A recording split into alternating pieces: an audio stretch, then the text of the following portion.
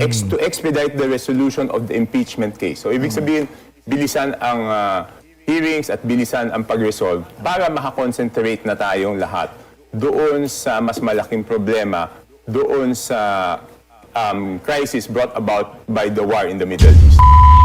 Interview ko sa Billionaire News Channel itong si Congressman Toby Tiangco ang ating pag-uusapan dito sa video na to. Nag-trending ho kasi siya kahapon kaugnay doon sa kanyang statement dito kay VP Sara na 1,000,000% na hindi maaareglo itong si VP Sara kung sakaling siyang manalo kaugnay dito sa issue ng mga maanomalyang flood control. At sisiguin lang ho natin na mabilisan itong pinaka-latest na live nitong si Spokes Harry Roque. Pero bago yan, sa like at sa subscribe, masaya na ho tayo dyan. At sa mga gusto sumali sa ating community, yung join button, nandiyan lang ho sa baba.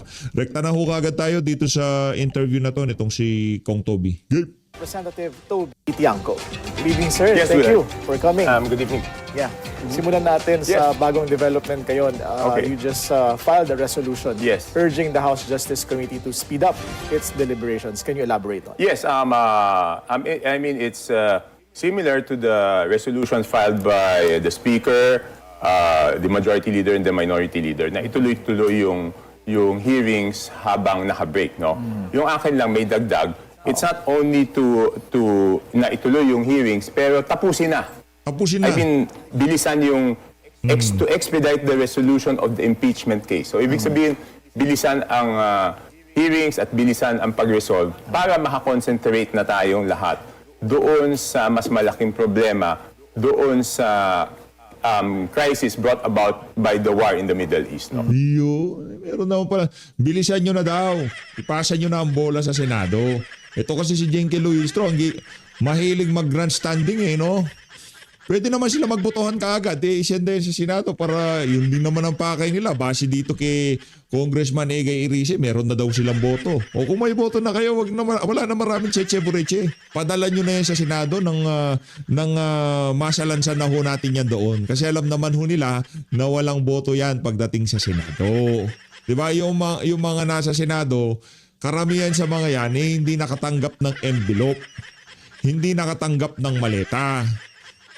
Base sa kasalukuyang komposisyon ng Senado, ang mga napaparatangan, di umano na nakatanggap ng maleta dito kay Saldico, di umano. Si Tuta Soto, si Chis Escudero, si Erwin Tulfo at si dating Senator Bong Revilla. Sila ho yung mga napaparatangan na di umano nakatanggap ng maleta galing kay Saldico. Kasi yun ang dapat nating tutukan kaagad So yun. Kumbaga ngayon, kung hindi pa sapat yung pagpasa doon sa emergency powers para tapyasan ng excise tax, hindi pa yun sapat. Kumbaga may kailangan pang gawin. Hindi pa because first of all, ang final ko doon is yung VAT, no? Yung sa proposal ko, VAT ang pinapatanggal ko because yung VAT lumalaki habang tumataas yung presyo ng crudo, di ba? Kung 50 pesos, 12% of 50 pesos is 6 pesos. 12% of 100 pesos is 12 pesos, di ba? So, hindi katulad ng excise tax, kahit anong presyo ng fuel, I'm referring to diesel, ay 6 pesos siya, di ba? Pero ang decision nun is excise tax. So, I supported the excise tax.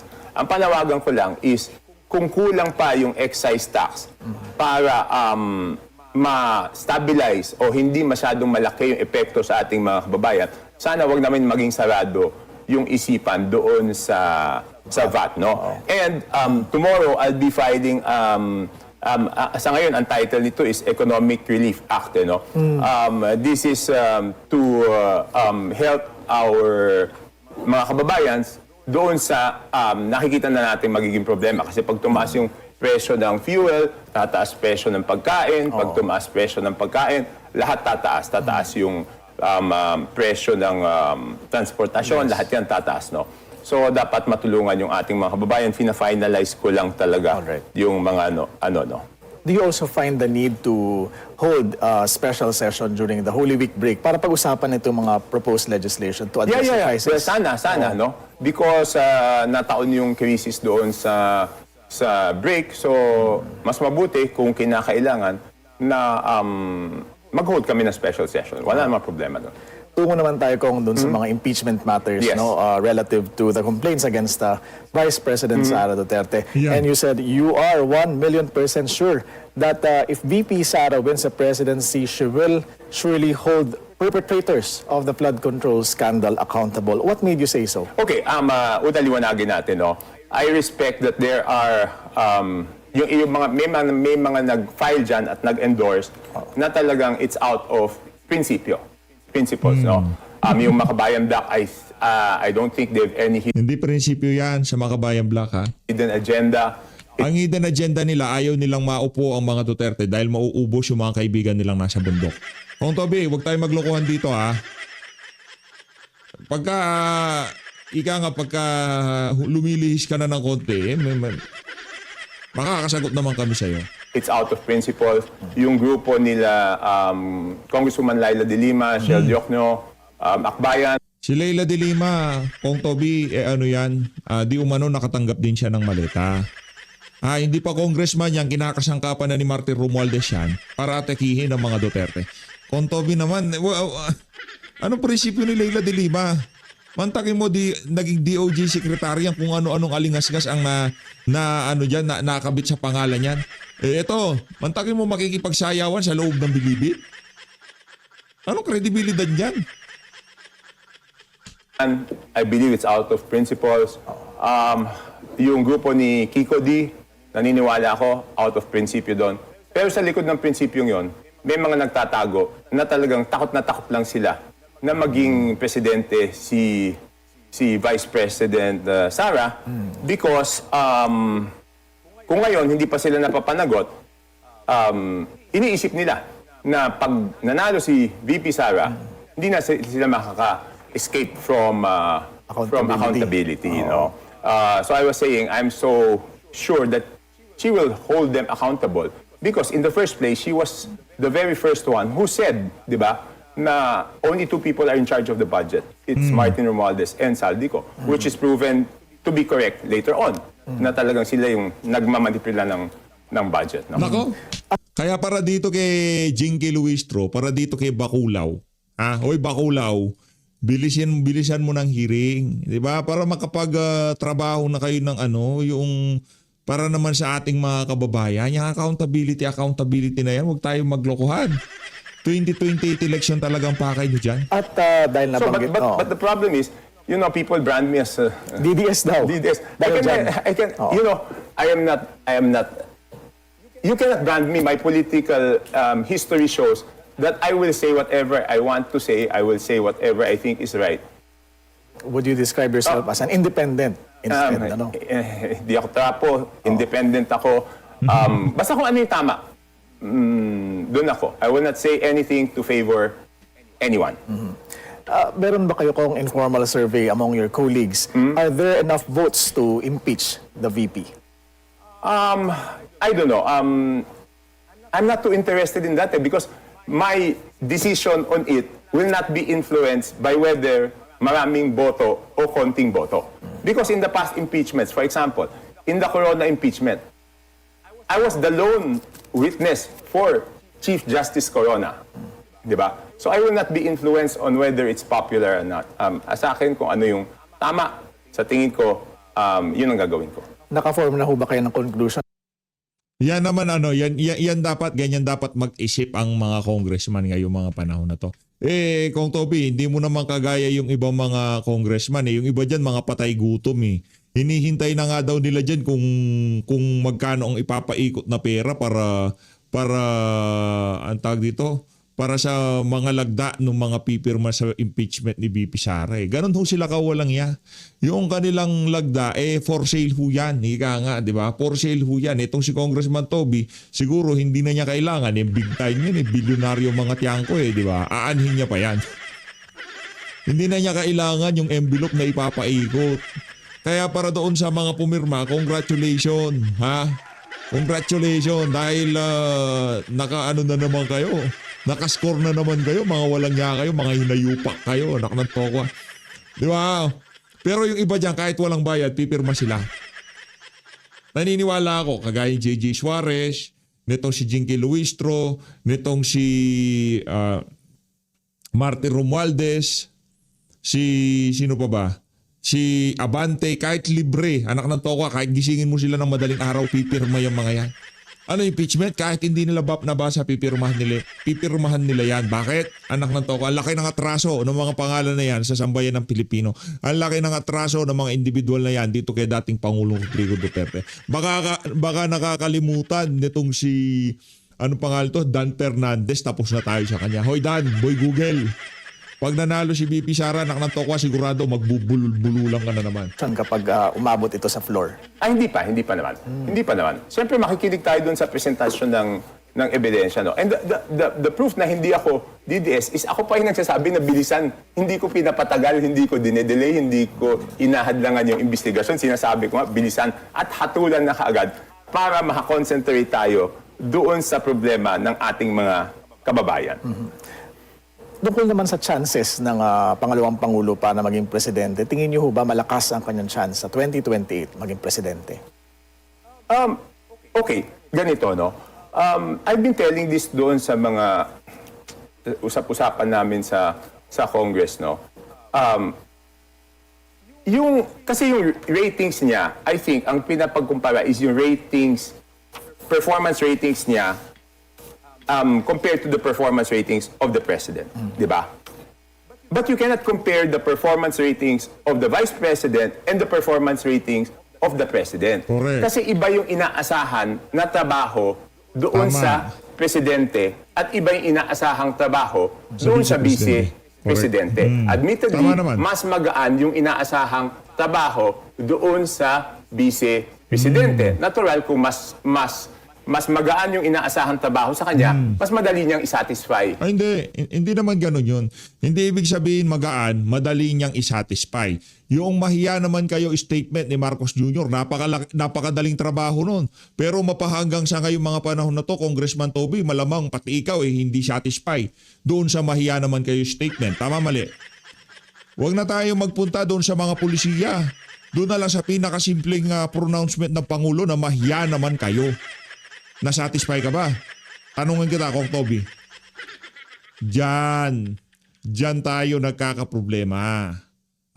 Akala nyo, mapapalusutan nyo kami, madadalan nyo kami sa boka nyo. Hindi gagana yan sa amin, Kong Toby. Kung sa ibang mga mga ibang kaibigan nyo, diba? May bitaw yung mga ganyang klaseng state. Wag dito sa PH update. Wag dito. Yung mga tao. On the other hand, doon naman sa performance ng presidente, mas malaki yung inaasahan na trabaho sa kanya, no? Ang pwedeng sort of ikumpara doon is the trust, di ba? Kasi yung tiwala is not related to your performance and to your duties, no? Ngayon, if you will ask me ano yung chances niya? Siyempre, kung ngayon yung eleksyon, mataas yung chances niya, no? But no one is unbeatable. Yan yung sinasabi ko, di ba? So, ang kailangan lang gawin talaga is to perform because para sa akin, performance is the best politics. There is no substitute for performance, no? At nakita naman natin yung performance ratings ng presidente ay Sablay. hindi na bumaba. So, kailangan lang talaga Yung Kong Toby, hindi na bumaba kasi wala nang ibababa. Brad, sad tayo ngayon. Nandun tayo sa nandun tayo, kumbaga sa level yan, nandun tayo sa pinakalupa. Sad tayo, Brad. Huwag mo sasabihin sa amin na yung performance ng Pangulo, at least hindi na bababa. Meron pa bang ibababa? Pagkanakawan dito, di ba? Pagiging incompetent dito, pinaratangan na adik, ayaw magpapulburon test, mahiya naman kayo statement. Ano pa ibababa niyan? Kung Toby naman, no? Di ba? Kung tama naman sasabihin mo, di naman ako magre-react eh. Kaso may problema talaga. Medyo falsifikado lang. Ng konti. Okay? matulungan yung ating mga kababayan. Lalong-lalo na, if they want to improve their ratings on the part of the president, dapat maramdaman talaga yung tulong niya dito sa crisis na to. tungo naman tayo sa performance ni House Speaker Bogie D. You also said na hindi ho kayo masaya sa kanyang performance. No, I didn't say, I'm not saying hindi ako masaya sa performance niya. Ang problema ni Speaker is, yung ibang bagay, hindi niya kontrolado, di ba?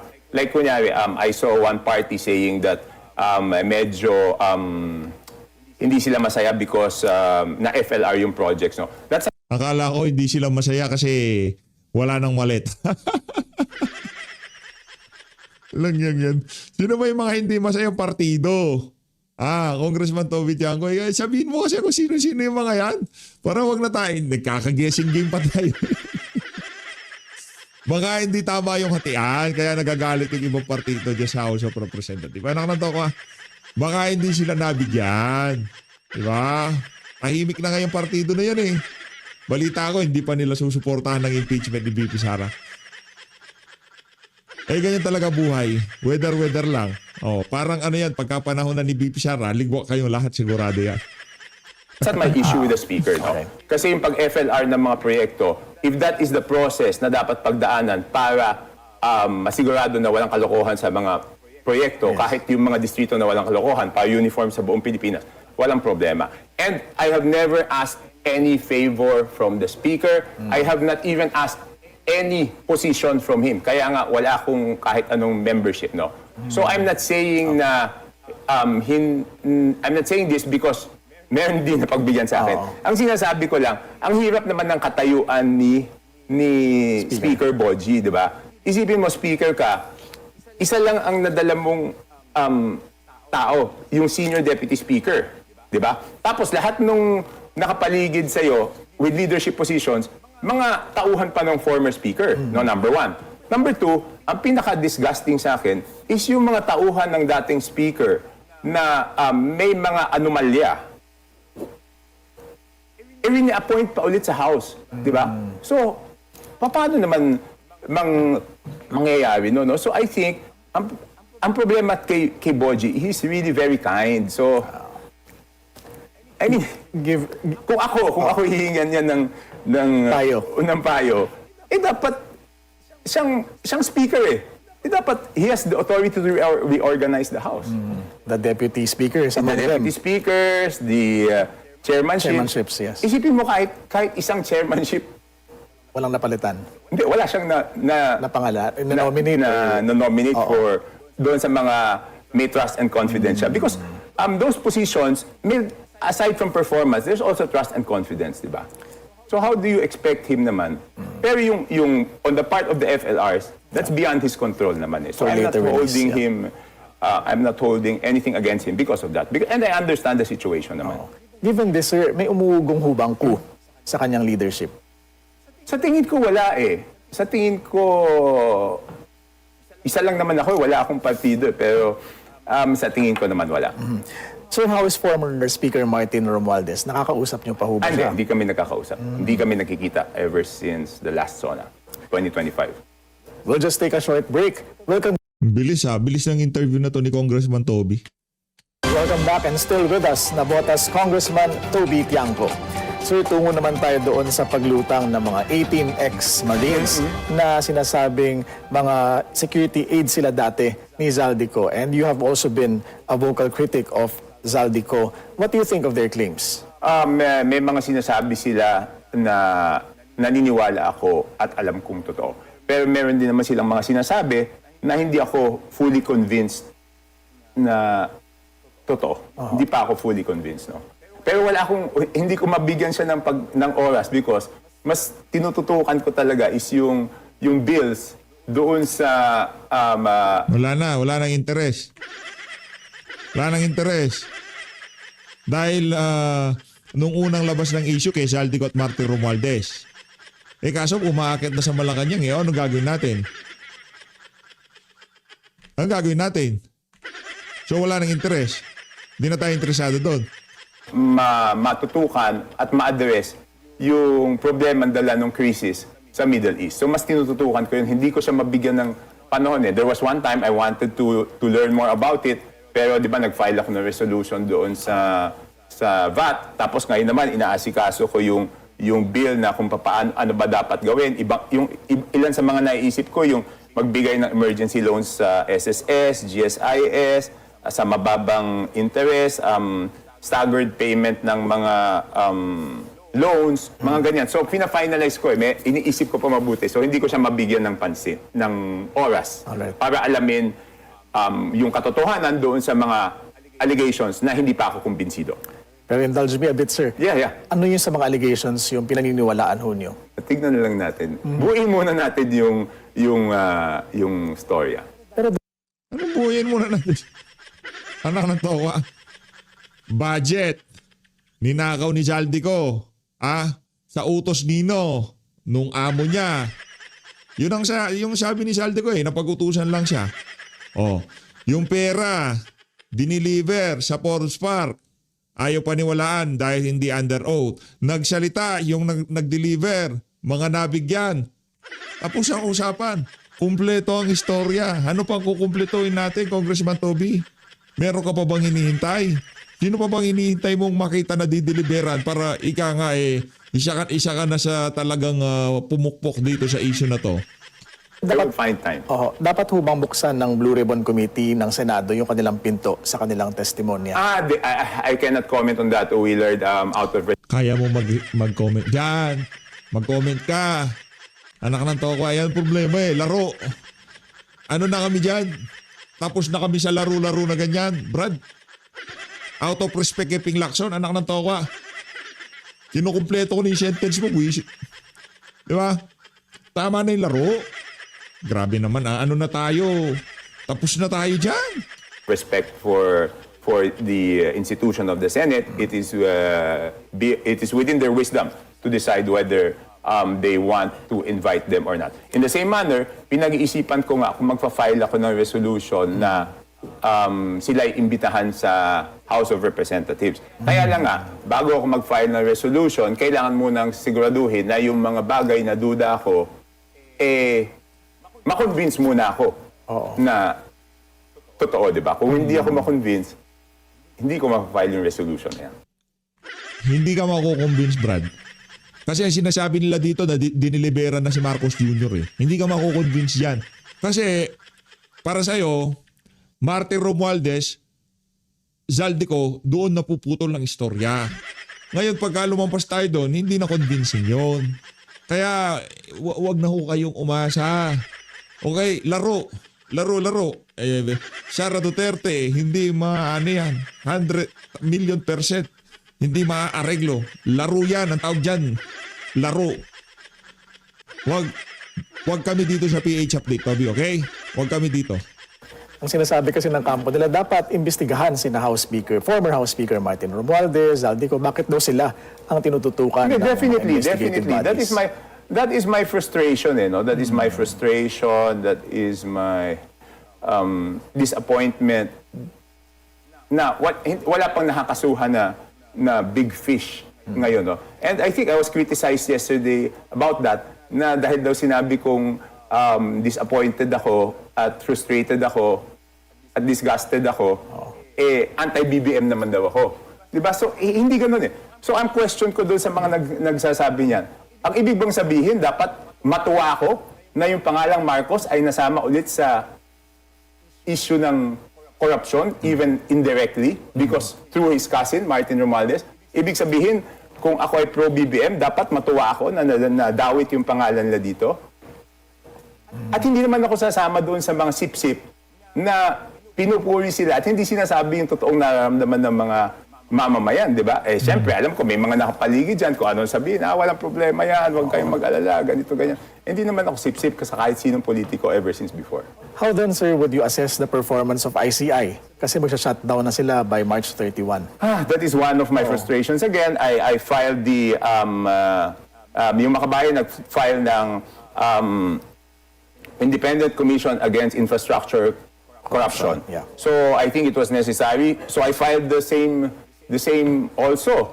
Tapos in overtime namin yan. Right after nag-break kami for Undas, nung bumalik kami, I think it was November 13, minaraton namin yan with the Makabayan Block, with sina Congressman Erice, with the minority, with sina Chel Diokno.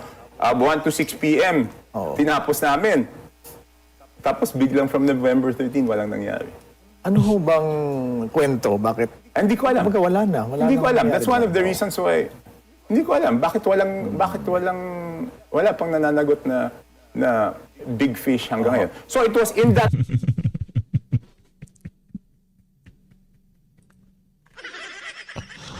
Kotabi! Tama na yan. Paglalaro mo na yan, ha? Gayon pa man, kumbaga, ngayong mga panahon na to, ang tawag dito, naibukod mo ang sarili mo sa mga trapo, traditional trapo ka pa rin naman kahit na anong mangyari. Politician ka. Pero yung ika nga paglalaro mo sa gitna, ginagaya mo itong si Atty. Rowena Gonzalo. Hindi pwede sa amin yung maligamgam, Brad. Kung para ka sa bayan, para ka sa bayan. Kung anti-corruption ka, huwag kang maglaro sa gitna, sasabihin mo na nagtataka ka bakit mapahanggang sa ngayon wala pang big fish. Bakit nga ba? Tanong kita, hindi mo alam. Mahiya naman kayo. Kayo ang mahiya. Kasama ka nga eh. Di ka ba nahihiya niyan? Mapahanggang sa ngayong mga panahon na to, kung mga wala pa rin kayong hiya. that context that I said Okay. that I am sure that VP Sara will hold all of them accountable. So it was in that context. Okay. What then is the challenge, sir, sa leadership sa Malacanang, sa House even, when dealing with this pending bills? Hindi, sa Malacanang, paulit-ulit naman akong sinasabi to ever since the first interview, no? Ang problema ni Presidente is he is in a situation wherein he has the burden of proof nasa kanya. He has to prove na hindi niya proproteksyonan yung kamag-anak niya. Di ba? Yun yung dati ko pang sinasabi. Di ba? Ako hindi naman nagbago yung sinasabi ko tungkol doon. Doon naman sa leadership, siyempre, ang solicited advice ko kay Speaker Boji is he really has to reorganize the House. No? And have you thought about who you will support for 2028? No, definitely not. Definitely not. Alam mo yung pagsuporta ng Presidente sa akin, because I haven't thought of it because I can work with a good President, but I can oppose a President I don't agree with. So, kahit sino manalo, walang problema sa akin at hindi ko Laro ng mga mahilig maglaro. problemahin. Given what has happened so far, sir, what qualities are you looking for in the next president and set of leaders of the country? Ayun na nga. The number one, I've said this before, the number one qualification for me is the one who will hold those involved in the biggest corruption in Philippine history accountable. That is the number one, sa akin, criteria for me. Will the others hold her accountable? Will the others, aside from VP Sara, hold them accountable? I don't know because hindi ko pa alam naman kung sino ibang mga kandidato, di ba? May 2 years pa, sir, ang Marcos administration. Tingin niyo ho ba hindi magiging posible yon under this dispensation? Yung pag-hold dun sa mga responsable accountable. I don't know. I cannot predict. Ang sinasabi ko lang, mukhang medyo matagal na because yung SONA, yung mahiya kayo was July, no? So July, August, September, October, November, December, June, July. January, February. 8 months. Mag-8 months na. And this is not my sentiment, no? Ito ay sentimiento ng mga tao, di ba? Na pinaparating ko sa kanila. Ang problema, muktila, pag ikaw ay nagparating ng sentimiento ng mga tao at medyo negatibo, sinasabi na ikaw ay kalaban. Di ba? Balikan ko lang, sir, ang situation sa Middle East at yung impact nito. Parang nagkukumahog lahat, sir, ang Kongreso, ang Palasyo, para tugunan ito. Tingin niyo ba parang wala tayong playbook as a country, pag mayroong worst case scenario na nangyayari?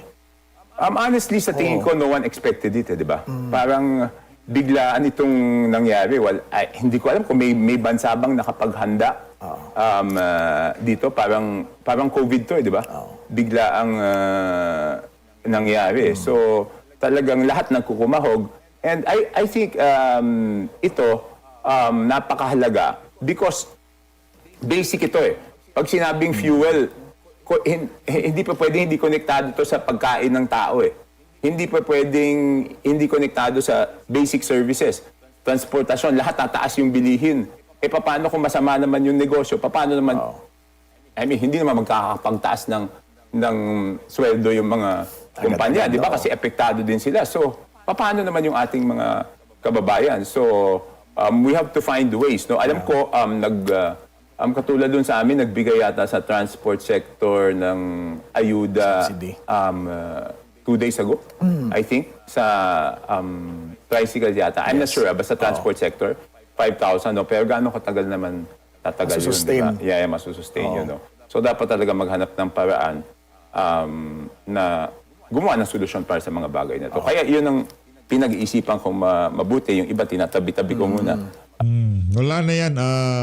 Konto, anyway, maraming salamat pa rin dito kay Congressman Toby Chanco dahil sa lahat ng namumulitika, siya ang pinakamaagang mamulitika sa mga congressman. Hindi si Jarvil, hindi si Luis Tro ang maaga mamulitika. Si Toby Chanco ang pinakamaagang. Kahit sino wala nang problema sa akin eh. Sasabihin ko lang gusto ko. Anak na to ko para sinasabi nito, Bibi Sara ha, huwag mo akong gagalawin pag gano'n. Ay, okay, ano tayo? Umaga po sa inyong lahat. Well, nung Biyernes po, ang ating Vice Presidente ay nagsumite ng kanyang kasagutan laban sa impeachment complaint na hinain sa kanya. Ang unang tanong ng marami, ano ba ibig sabihin yung ad cautelam? Ad cautelam. Well, ang ibig sabihin po niyan, ito ay kumbaga, it is for caution or as a precautionary measure. Ibig sabihin, naghain po ng kasagutan ang BP sa mga paratang sa kanya, pero ito po ay without prejudice doon sa kanyang kino-question din yung jurisdiction ng Justice Committee at saka yung constitutionality pa rin ng Justice Committee, no? Yung impeachment complaint na nakahain sa kanya sa Justice Committee. So meron akong sagot, pero ito ay without prejudice sa aking kino-question na jurisdiction at yung hindi patas na mga ginagawa ng Committee on Justice ng Kamara de Representante. Una-una, ano bang sinabi niya doon sa complaint na yun? Una-una, sinasabi nga niya na mukhang walang jurisdiction pa ang komite kasi bagamat nagsabi sila na sufficient inform and substance yung complaint, eh hindi niya nakikita kung nasaan yung substance. Kasi lahat ng mga nakasaad doon sa impeachment complaints na pinag-aralan at pinagbotohan ng mga congressman ay base lamang sa mga konklusyon. Wala namang mga ebidensya. Unang-una yan. Pangalawa, sinasabi rin niya na parang hindi patas yung pagdidismiss ng impeachment complaint laban kay Marcos na hinanapan ng ebidensya doon sa mga aligasyon ng complaint at yung decision na ng komite na sufficient informing substance yung mga complaints laban sa kanya.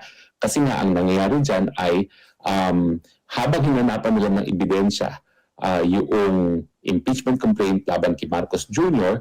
and dito naman sa impeachment complaint laban sa kanya, tinanggap lang nila ang mga paratang biblang mga katotohanan na hindi naman nagpresenta ng kahit anong ebidensya ang mga nagreklamo o nagsampa ng impeachment complaint. So, dalawa po yung sinasabi ni VP Sara, no, na hindi dapat matuloy ang pag-usad nga ng impeachment complaints laban sa kanya kasi wala naman po talagang substance o walang ebidensya na ipinakita ang mga nagrereklamo laban sa kanya at ang lahat ng sinasabi nila ay mga paratang lamang na hindi suportado ng ebidensya at parang hindi patas ang nagiging desisyon ng komite kasi pagdating kay Marcos Jr., hindi nila hinanapan ng ebidensya at binisbis kaagad ang mga paratang laban sa kanya samantalang yung itong mga impeachment complaint laban sa kanya, maski walang ebidensya ay sinabi na sufficient inform and substance. So yun po yung ad cautelam. Sasagot ako pero hindi ko sinusurrender o hindi ko wini-waive yung aking pag-question sa constitutionality ng mga ginagawa ng committee at saka doon sa issue ng jurisdiction. Dahil sa tingin niya, wala nga jurisdiction ang committee dahil nga wala pang sufficiency in form and substance. Ngayon, sinagot din niya, siyempre isa-isa yung mga paratang laban sa kanya. Una, yung gas-gas na confidential fund. lumaki from 125 naging 600 million. Ang sabi lang ni Inday Sara Duterte, wala pong illegal dyan sa mga confidential funds na yan. Una-una, yan ay isang ayon sa batas at sinunod ang lahat ng proseso ng COA para nga pag-liquidate ang mga amounts na yan. Hindi yan isinapubliko kasi nga confidential pero kampante siya na dahil nabigyan naman siya ng clean slate of health ng COA nung pagtaunang report na sinumiti nila, nakasama na rin kung paano nagastos itong confidential fund, walang mali sa kanyang paggastos. At dapat ipakita ng mga nagrereklamo kung paano di umano niya kinurakot yung 600 million na lumobo from 125 to 600 million at paano siya nakinabang dito sa halagang ito. Pangalawang aligasyon sa kanya, syempre, nandiyan na yung Kimadriaga. Kimadriaga talagang hindi niya masyado pinansin dahil tama lang naman ang ginawa niya. Ang sabi lang niya, yung mga paratang ni Madriaga na siya daw ay badman, na siya daw ay nag-deliver ng pera galing doon sa 125 million confidential fund sa ilang mga tao, sang-ayon sa pagkakautos na Inday Sara, ay puro kasi mga lingan. At siyempre, ang sabi niya, yan naman po ay mga sinasabi-sabi lamang, wala namang ebidensya. Yun po talaga ang sagot niya. Lahat ng mga sinasabi ni Madriaga, yan po ay konklusyon at wala naman pong ebidensya. So, hindi niya masyado pinagkatuunan ng pansin yung ganyang reklamo. Pangatlo po ay yung di umano yung banta niya sa presidente. Ang sinasabi ni Inday Sara, bagamat sinabi nga niya na kapag merong nangyari sa kanya, meron na siyang pinagbilingan na talagang habulin din ang presidente at ang unang ginang. Pero ang sabi niya, wala namang, hindi naman yan impeachable. Kinakailangan kasi yung mga impeachable offenses ay napakaseryoso para siya maging dahilan para matanggal sa kanyang opisina. At bukod pa dyan, sinasabi naman niya na wala namang ebidensya na talagang siya ay nagbayad na ng kahit sino para patayin na ang presidente at ang unang ginang. So basically, yan po yung mga sagot ni Inday Sara.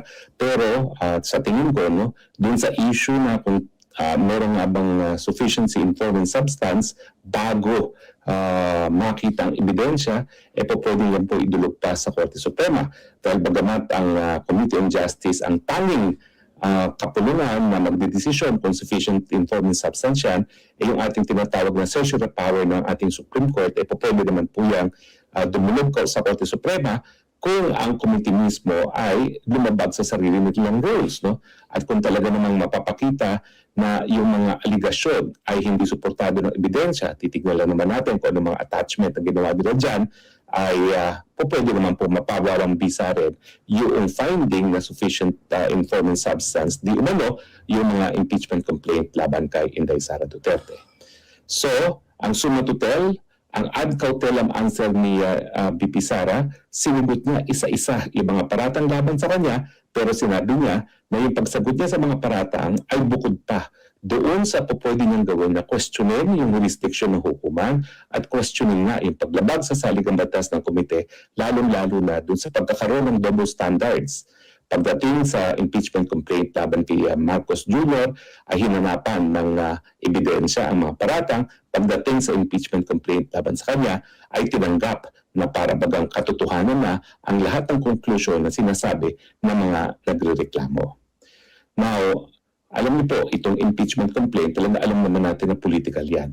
Kaya nga po, ang sabi ng ating informante, ginagamit ngayon hindi lang ang mga soft na mga ayuda para masigurado ang pagboboto ng mga congressman na i-impeach si Inday Sara Duterte, pati po yung mga budget nila sa infrastructure ay iniipit. At bagamat yan po ay nabid na bago pa man mapasa ang pantaunang budget, hindi raw po pinapaawal ng mga proyekto hanggang hindi lalagda ang mga congressman dyan sa articles of impeachment. So ako naniniwala naman ako na magkakaroon sila ng 1/3 na kinakailangan nilang numero o mahigit kumulang 105 para umusad ng impeachment. At ang labanan na ay mapupunta doon sa Senado. Pero sa mga congressman, huwag niyo pong kakalimutan, iisa lang po nangangalampag ngayon sa lahat ng survey kung sinong susunod na presidente ng Pilipinas.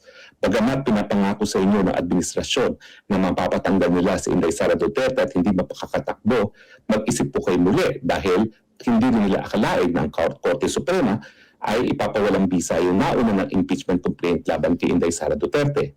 Kasi alam niyo naman po, maski ang hudikatura ang pinakamahina sa tatlong sangay ng ating gobyerno, ang kanilang katungkulan naman po ay sagrado.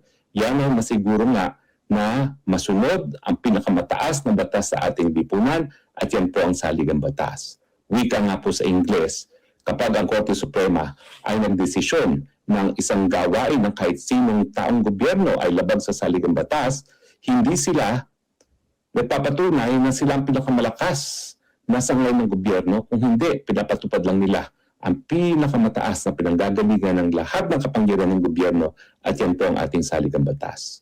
Ang issue, bukod pa dun sa mga specific na denial ni Inday Sara Duterte at yung aligasyon niya na wala ng ebidensya, kundi puro paratang lamang ang nasa impeachment complaint laban sa kanya, ang tanong, mapagbibigyan ba ng Korte Suprema muli ang kahilingan ni Inday Sara Duterte na talagang ang pagpapatuloy ng impeachment ay labag sa saligang batas dahil wala nga pong sufficiency in substance, dahil nga po wala ebidensya na ipinakita ang mga nagrereklamo sa mga impeachment complaint na yan. At mas importante pa sa tingin ko ay yung double standard na na-dismiss ka agad ang impeachment complaint laban kay Marcos Jr. na hindi man lang dahil nga po wala nga ebidensya, pero pagdating sa impeachment complaint sa kanya, pinagpapatuloy maski wala pong kahit anong ebidensya. Abangan po natin kung ano mangyayari. Ayun na nga mga kababayan, dito na muna tatapusin ang ating reaction video na to. So Luis, maraming salamat po sa pag-support sa page update. Mag-ingat po kayo lahat, natin Pilipinas. Salamat, Spoksari.